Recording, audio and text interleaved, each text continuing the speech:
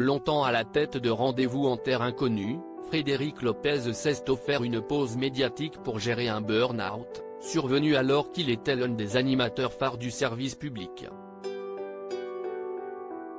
Rendez-vous en terre inconnue, j'étais dans l'action, c'était un voyage, mais c'était avant tout un tournage pour moi, affirme Frédéric Lopez, l'animateur révélé par l'émission où des célébrités partent à l'autre bout du monde pour rencontrer des populations loin de toute civilisation. Cette manière de voir un programme culte du petit écran et de France Télévisions l'a néanmoins abîmé, comme il le confirme à Sophie Davant dans le cadre d'un long entretien à son magazine, S. Rendez-vous en terre inconnue a émotionnellement épuisé Frédéric Lopez. Quand on voit Frédéric Lopez, un animateur calme et qui aime que ses invités se confient dans un dimanche à la campagne, on est ainsi loin de s'imaginer qu'il a aussi vécu des mois très compliqués, où il a été victime d'un burn-out. À mon retour de ces incroyables voyages, dans Rendez-vous en terre inconnue, note de la rédaction, j'étais émotionnellement épuisé. Un sentiment qu'il va porter en lui pendant plusieurs années avant de se rendre compte qu'il en fait sans doute un peu trop. Paris était tellement synonyme de travail qu'il fallait que j'aille ailleurs, que je parte en week-end, que je m'enfuis, quand même.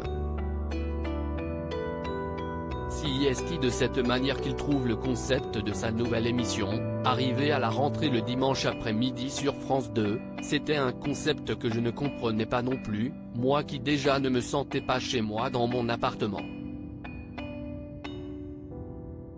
Il admet également avoir eu peur d'être en face de lui-même, tout en vivant très bien la période du confinement. Ça a été pour moi une période très chouette, même si est un peu gênant de dire cela. Je ne pouvais pas voir mes amis, certes, mais j'étais dans ma maison.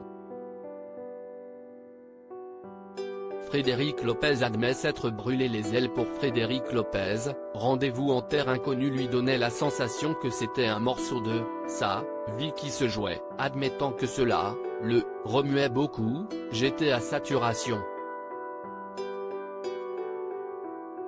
Je me suis un peu brûlé les ailes, confie-t-il, alors qu'à cette époque, il fait face au doute de reconduction de la parenthèse inattendue.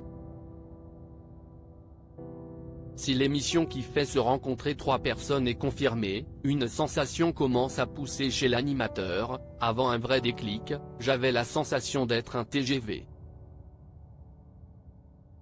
Je me souviens d'avoir croisé un pote dans la rue au mois de septembre qui m'a demandé quand est-ce qu'on dîne ensemble. Je me suis entendu lui répondre en novembre.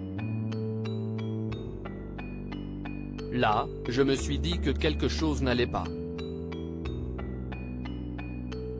Aujourd'hui, il admet bien volontiers voir un thérapeute. Si j'étais très hypocrite et que je vous disais non, je mentirais, confie-t-il avec humour.